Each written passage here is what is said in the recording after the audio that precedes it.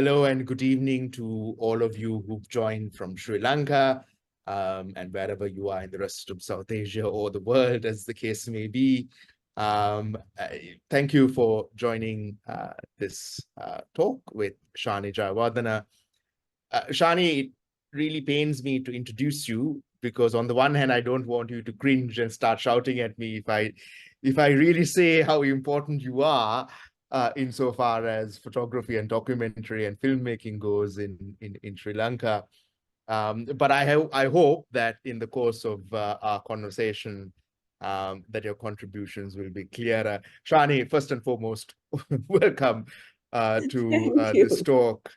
For folks who are joining in and may not know Sharni for as long as I have, Sharni has been somebody that I have followed the work of and worked with actually for close upon 2 decades now.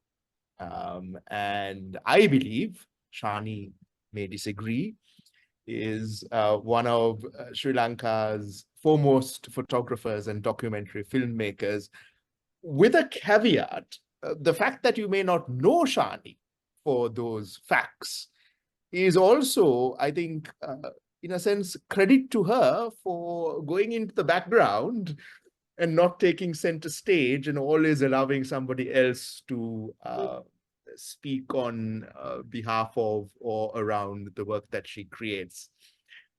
So enough about in introduction, Sharni, lest you cut the call and go make some tea. Listen, one of the things I wanted to ask was we can talk about the work that you've done the past 2 decades at least, but when you were growing up, I suppose in Sri Lanka, that would be entirely alien even to me, leave aside many on this call. I would hazard a guess that what you're doing today would not have been on the cards. And so the question would be, how did you come to do what you're doing today? Was there a moment? Was there something that you looked at? Was there a person? Was there a place that you went to? What inspired you to kind of start doing what you're doing today? I think I always wanted to write, but I thought I also wanted to become a doctor the way you're supposed to, that's the way it went. Yeah, yeah. But but it so happened that very soon after I finished school, I joined the Observer as a sort of a cub reporter. Okay. And then when I decided to go to university, it was to do broadcast journalism, but that was in the US, but that was, in hindsight, I think wasn't such a good idea because, you don't specialize that early in your sort of academic journey. So that's the way it went. And somehow I'm not sure why I didn't follow medicine, the path of medicine or whatever, but it was, since I would think since starting work at the Yeah. Observer, that Now, thought crossed my mind. Yeah. you started work on film coterminous with almost the advent of television Absolutely. Yes. in Sri Yes. Lanka. So Yes. that's an extraordinary Yes. gaze and arc and experience. Mm. I remember when I was small looking at Rupawahini and ITN, and that was it, right? I mean, that literally was it. Yes. And you would have started around that time as well. That was so interesting. What was also interesting, the technology was new, we were Yeah, new, we were young, we were learning, and the people who were in film were also very interested in sort of straddling both television and film. So we would have the likes of Lester James Pires, Sumitra Pires, Tissa Besekar, all moving on to make documentaries, and all of us, we were very young then, of course, getting a chance to work yeah, yeah, in documentaries with these very experienced yeah, people. yeah. And so that, You yeah. No, and you also started off as a technical video editor, and Yes, then you I transitioned began into. as a video editor, Sorry. yeah. Yeah, sorry. I'll just silence this. And then my question was, though, that in those analog days. well, yes, quite right, and the terrestrial television days. Yes. How did that early experience and editing influence your style of direction and writing, particularly in the visual storytelling through the media that you do now? Yeah, so at some point I actually stopped editing and focused on writing and directing. I think editing, you really know what you need on the table when you get to the editing table. I can see how frustrating it can be when you don't have what you need.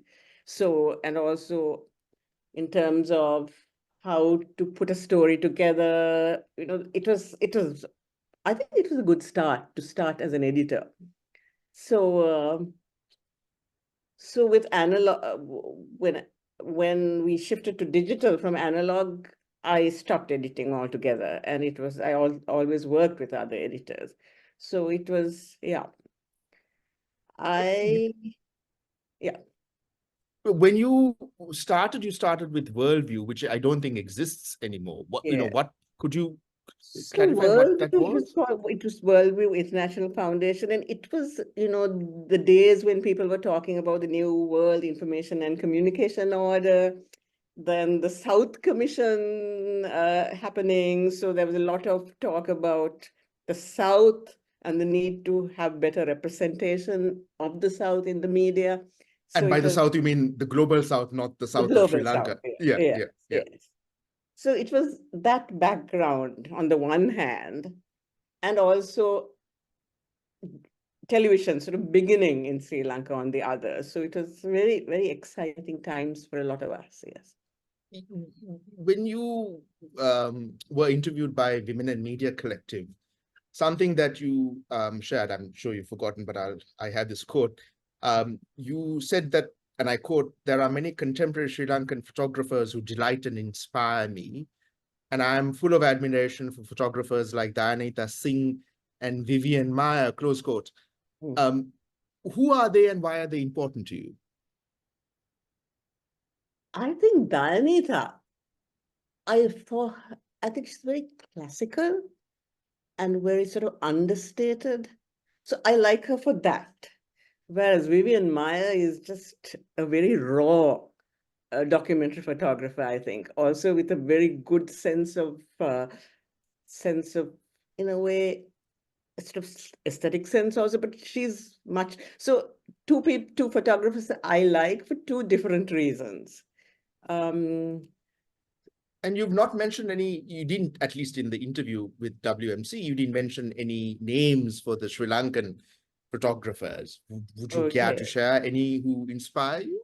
Yes, there's, of course, Manika van der Putten, who I think is a nice, sort of abstract, conceptually very, very interesting photographer. I've drawn a blank, but I've also discovered this, yes. No, go ahead. I've also discovered this really good photographer who does a lot of wildlife based in Kilinochchi. I don't remember his name, but I'll No, that's fine. yeah. But my question was, Manika would be a contemporary, I would Yes, imagine. yes, yes. And of And, course, you go ahead. No. go on. Yeah, sorry. No, well, I was going to ask it later, but it seems a bit of a segue. And I know that you don't like to talk, you don't like to geek out on stuff, but one of the things that would interest me, and I suppose many listeners, would be the domain of technology. I mean, you would have had very different types of equipment you were working back then to Yes. what you carry around today. Almost unimaginable for somebody who was, maybe grown up in the 90s or 2000s. What's been for you the biggest change from those days to how you do what you do today? Okay. I mean, I think the cost in terms of digital. I mean, you can take as many pictures as you like without worrying too much about. I don't know whether it's such a good thing or a bad thing, but when you're sort of doing documentary work and you want to capture every moment, I think because of my sort of experience in filmmaking, when I moved on to photography, which has now become my preoccupation. I actually tend to follow a narrative. So it's like a lot of pictures to follow action, follow the action. So there's always that I try to capture, which means a lot of pictures. So yes, that would be, and it's not expensive anymore to take as many pictures as you like. So that is But what the main. the cost of the equipment, I take your point that it Mm, may have come down, but it's not as if a DSLR lens is any less, mhm. it's any more affordable, I would imagine, right? So Yeah, I mean, that's something I decided to invest in pretty early. And now I've just bought my first mirrorless camera, also a Canon. So I'm excited about that. I haven't really seriously started taking pictures with not that. taking you for a Canon ambassador, but you also mentioned Yeah. Canon in the WMC. So you clearly shoot with Canon. Yeah. Yeah. Uh, you know, going back to something that you mentioned in that, only because of what you did with, I think the first collaboration that we did with Ground Views, Slave Island Walkabout with Tarika as well. The productions in that series, looking at Compagnia Vidya, nearly 15 years ago already, was a series of audio slideshows, utterly compelling. I remember, I don't know whether you remember this, when we premiered it at Barefoot, it was overflowing with people. And there was this one video featuring an Archie, who was an absolute character. And you Mhm. had captured her essence. And I remember Dr. Sarvan Muthu, the executive director of Center for Policy Alternatives, also being captivated by that audio slideshow. And it was as much about her, the subject, as what you had done. She was a very political And person she also. Yeah. was amazing, right? She was amazing. She was, completely fearless, Mhm. and an absolute character. And for those who are tuning in, it's still up online.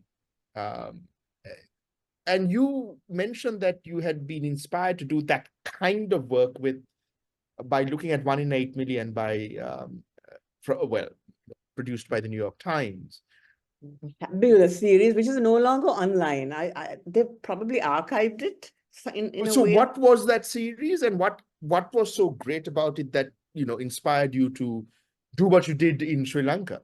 I think I encountered it quite by accident. And then first, it was so beautifully made. It's Okay, just beautifully constructed.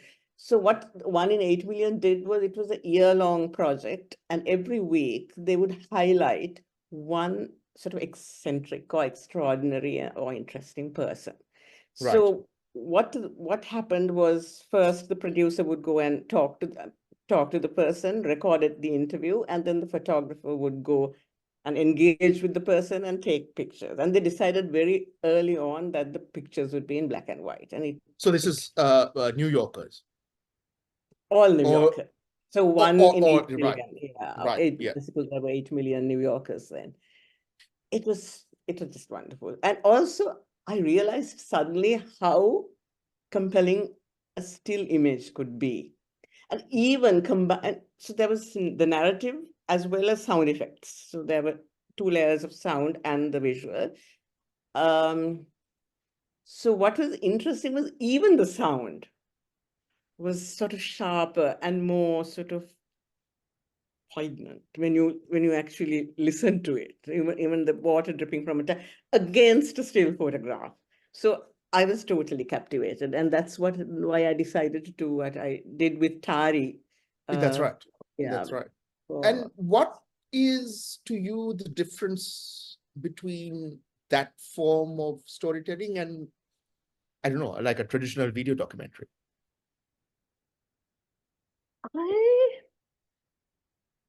I mean, I think both sort of formats have their own advantages, but with the still photograph combined with narrative, I found a more sort of reflective kind of, there was more things to observe. Mm, There was something that you could hold an image for longer than you think you can in a way sometimes. And then you can observe the details. Then you can really sort of,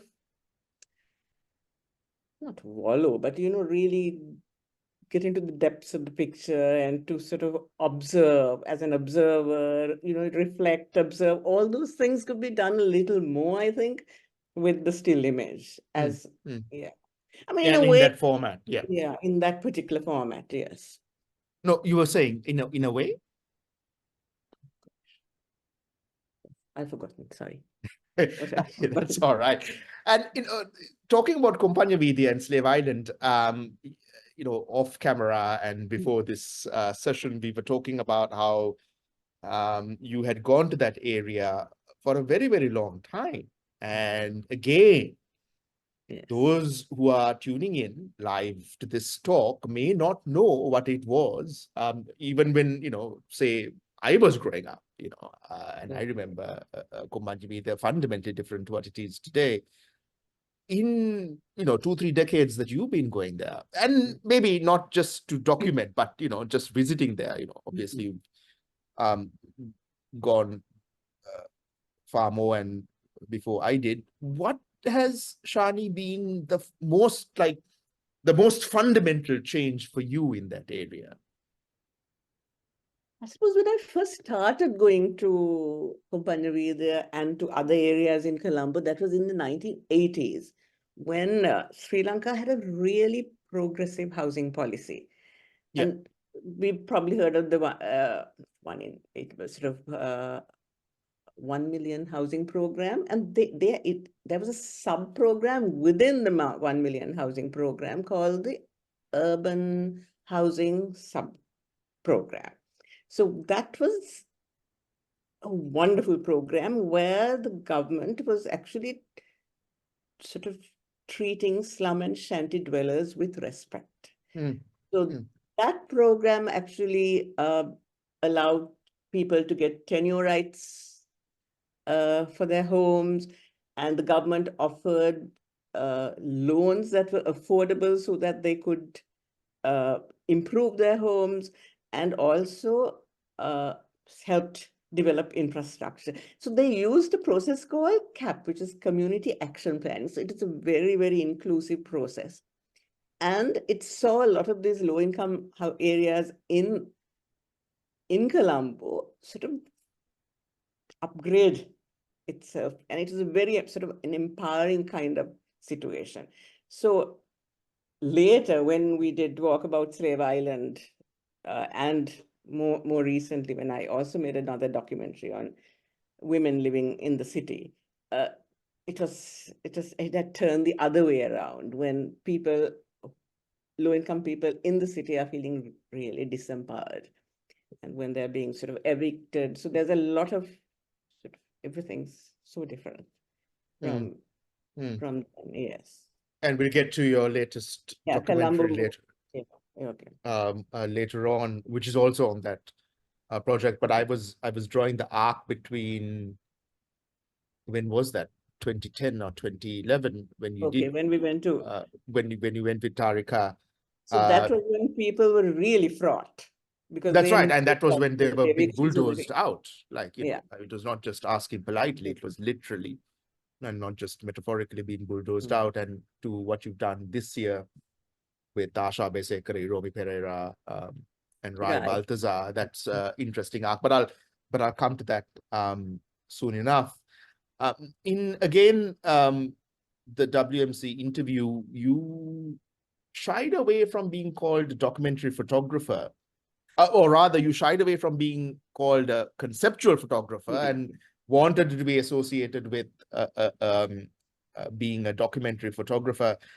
And the question I had was, I find, and I've looked at quite a few, all your photography and video to be aesthetically and artistically stunning. And you may not define yourself as being a conceptual photographer, but I just find that in how you frame and how you do what you do, there is a lot of uh, aesthetic and artistic appeal, and also a really, a conscious thought behind what has gone into it. So I was like, with Invoking the Goddess, in particular, or some of the other productions, how do you kind of navigate between, the documentation of reality and artistic expression? With Invoking the Goddess, I was working with Malati Dialvis, anthropologist. So it was a very, very special experience where we would go out and do a lot of photography and interviews during the day, and in the evening we would have conversations. So there was a lot that Malati instinctively knew that I didn't. So the conversation really helped us.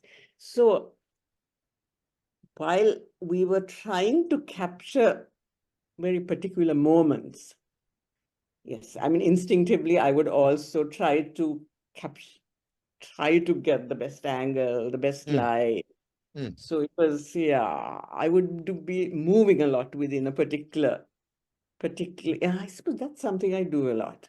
I kind of move about in a particular location rather than, so it might be a little intrusive, but I like to think of the subjects of my photography accommodating me to a certain extent, because, there's always a conversation before we start. And so unless it's like a huge procession or something, then that's not possible. But if it's like a small devale, small puja, small activity, then of course it's much I'm easier. I'm conscious that folks listening in may not know Invoking the Goddess. So, Okay. do you want to give a brief All right. capture of what you did with Malati? Okay, so Invoking the Goddess, we were documenting the devotion in Sri Lanka to the goddess Pattini or Kannagi. So in the north and east, particularly among sort of Tamil communities, she would be revered as a goddess in Sri Lanka as Kannagi, and in the rest of Sri Lanka as Pattini Amma. So, and most of the Sinhala devotees were really not aware that, this is Kannagi from a sort of a South Indian goddess, South Indian woman who we are sort of revering, worshiping. Yes. Worshipping, So, yeah.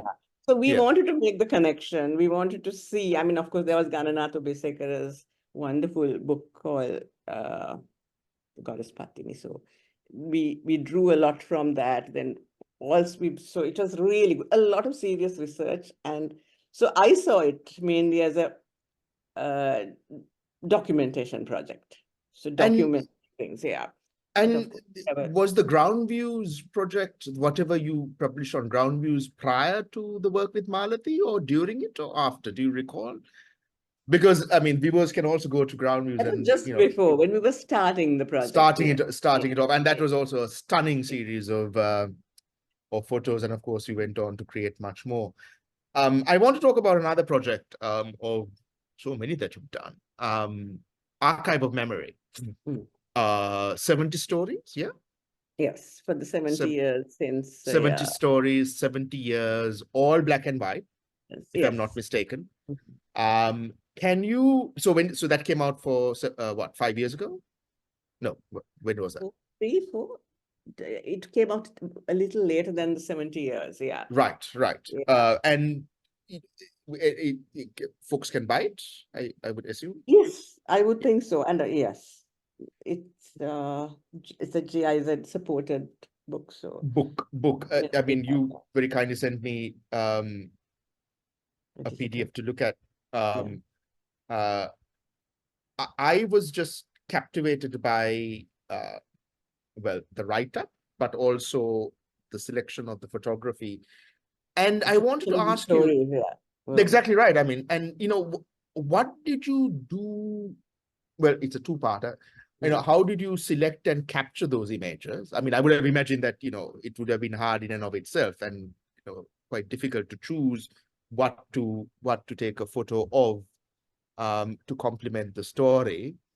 And how on earth did you recreate the original objects that didn't exist for some of the stories? So it's a bit of a two-parter.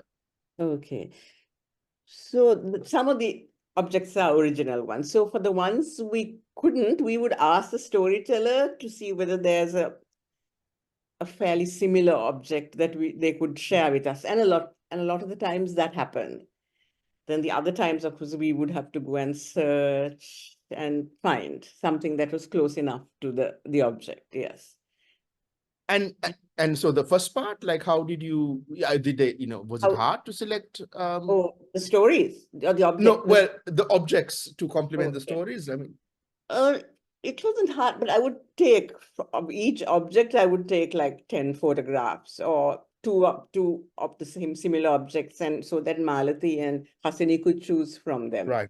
So often my sort of choices would get Were the superseded by ones. Malati and Okay. Hasini, which is fine. I'm quite okay with that. Yeah.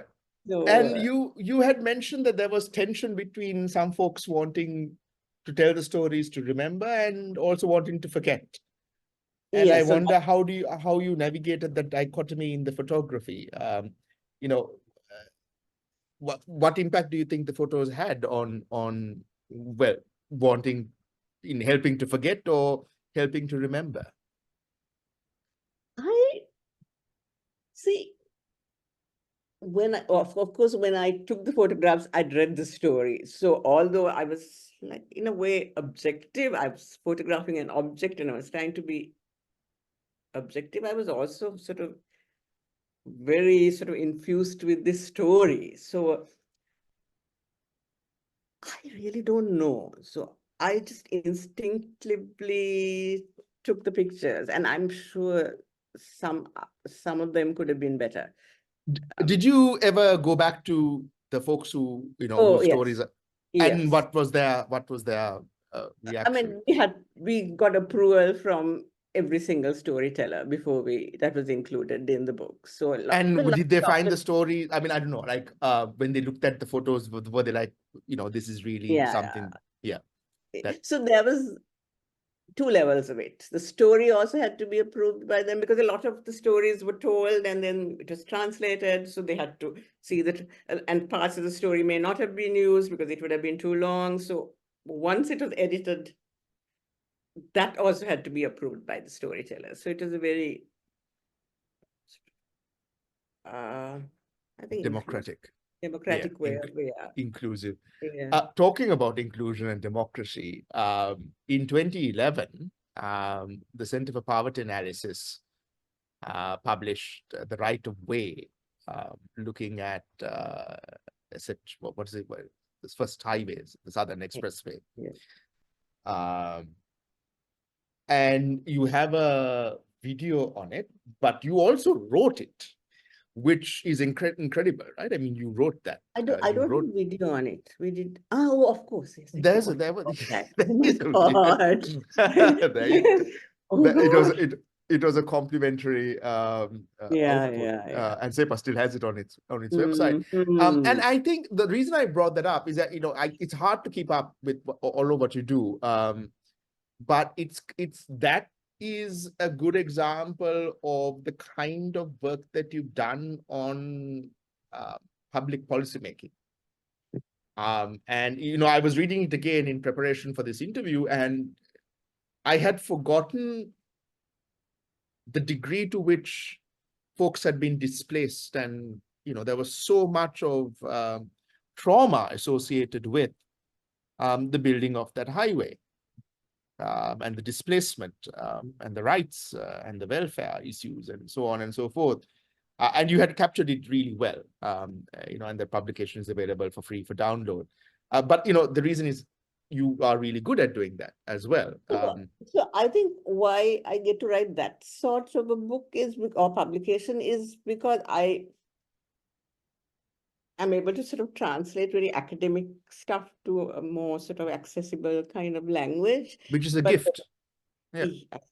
But the thing is, I worked very closely with the researchers. at SEPA. So they were like, it was really, so even the analysis, a lot of the analysis that went into the book was theirs. So, But you I mean, wrote it. yeah, It I is a wrote it, but compelling yeah, thing. so You know, yeah. and again, I mean, I don't think you keep pushing this off to somebody else, but you should take credit for doing what you do.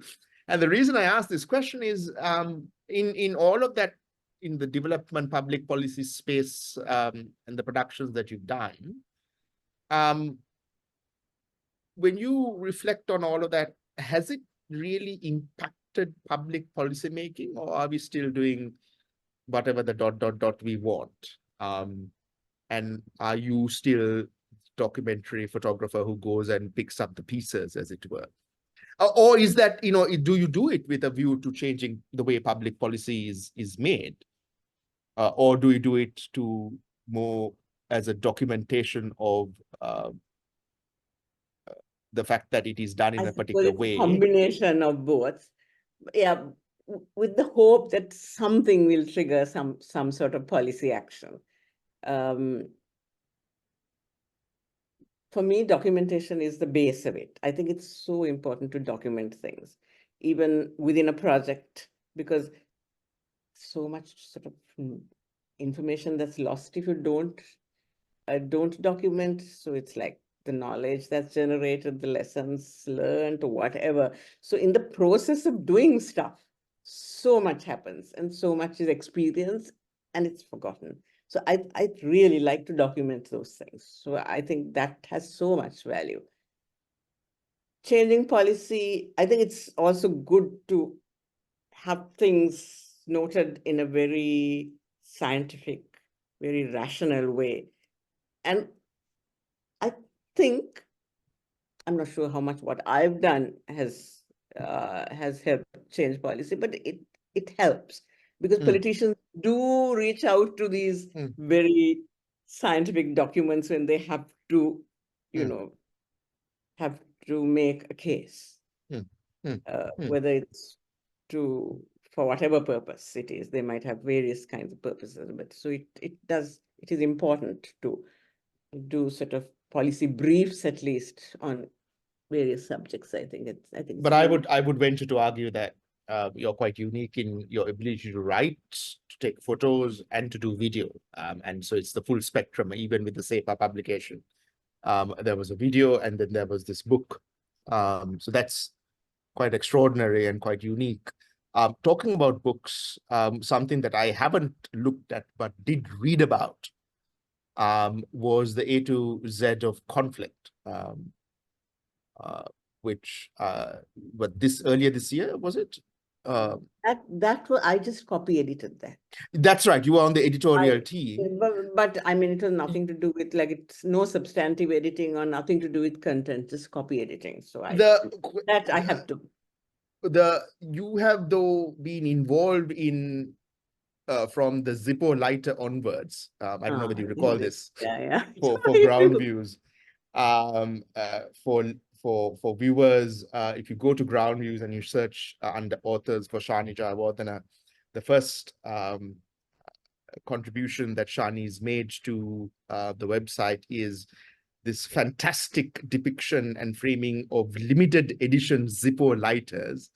And it was a thing, right? I mean, it was just after the war. It was, I mean, I didn't believe it when I saw it, even then. And you kind of documented it. With a little sort of write-up. With a little write-up, and then you've done innumerable contributions since. But the reason I brought up Ages of Conflict is that you have really got your hands dirty with Sri Lanka's ethno-political context. And you've traveled exhaustively to the north and the east as well. From the time of the end of the war, say 2010 onwards,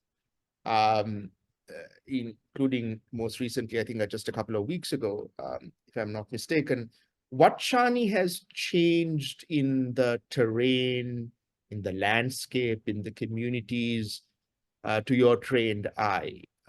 This is a big question, but you've documented the trauma soon after the end of the war. and all the unanswered questions, those questions are still unanswered, but cosmetically, you can take the train, you can go by the A9, you can fly, you can have a 5-star boutique hotel experience. So cosmetically, you can be a tourist in your own country. But for somebody like you who goes up, what, to your more trained eye, are some of the differences as we soon approach 15 years after the end of the war? Well, what made me really happy recently was going to Kilinochchi. I've been going to Kilinochchi quite regularly recently to see that the military, there was less military presence in Kilinochchi. I think the military may be more in the camps, but there was definitely less military presence on the roads. So apparently things would be better in terms of more normalized. But when you talk to people, there are so many unanswered things, so many questions, so many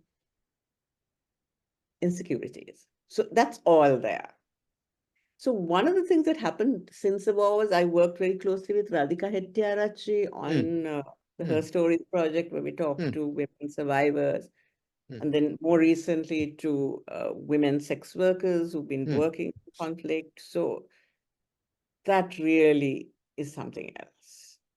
There's an exhibition that's going on at ICS starting today on Radhika's more recent work, Sex Workers in Conflict. I think that would be a really good exhibition to visit.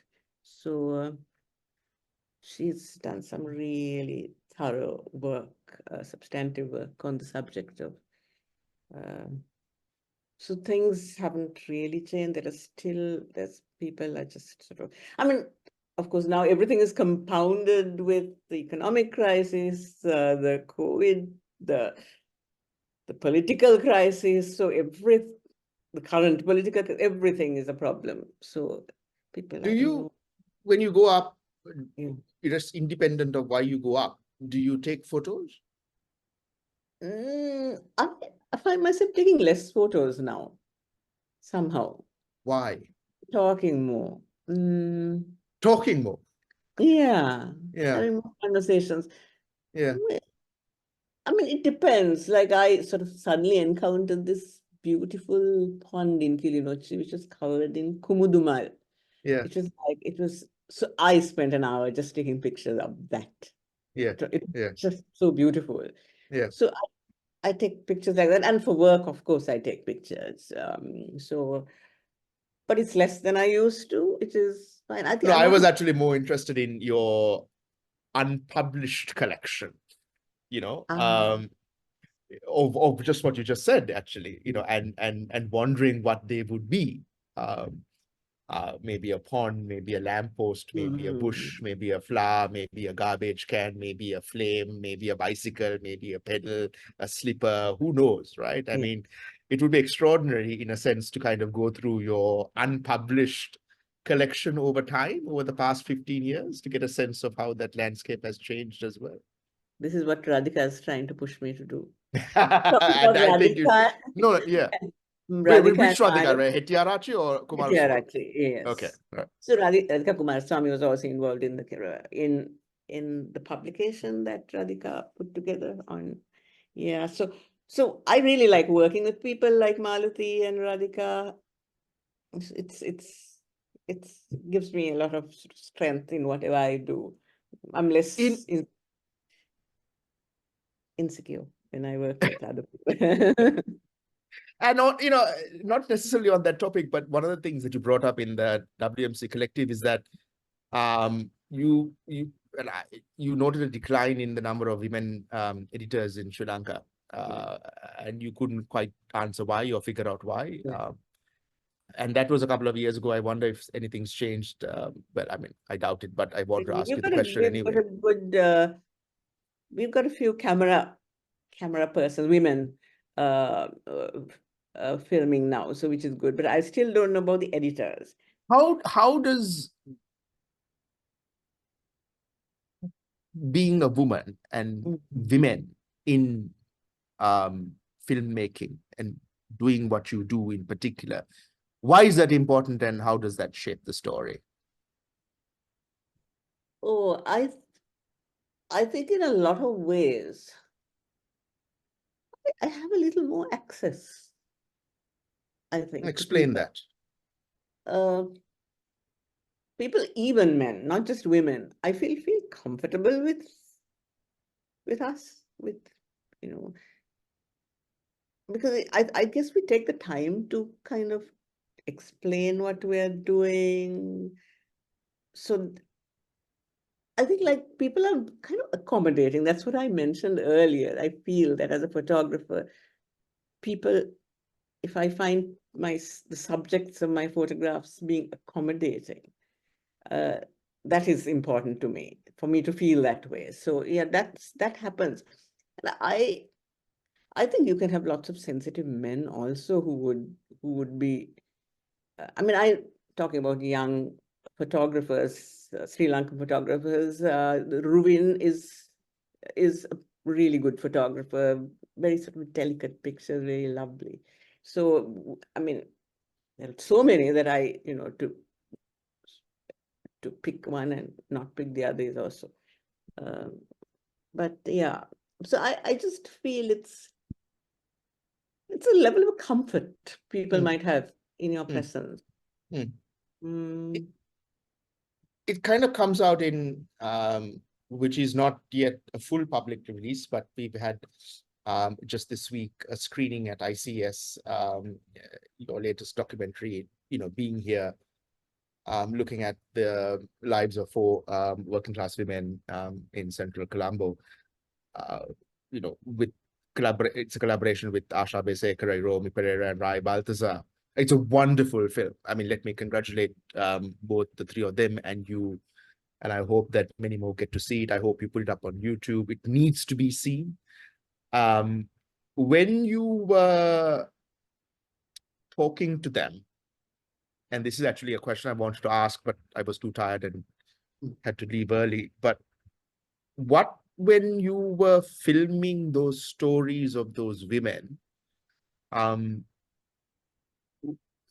apart from what's in the film itself, what kind of captivated you about their stories?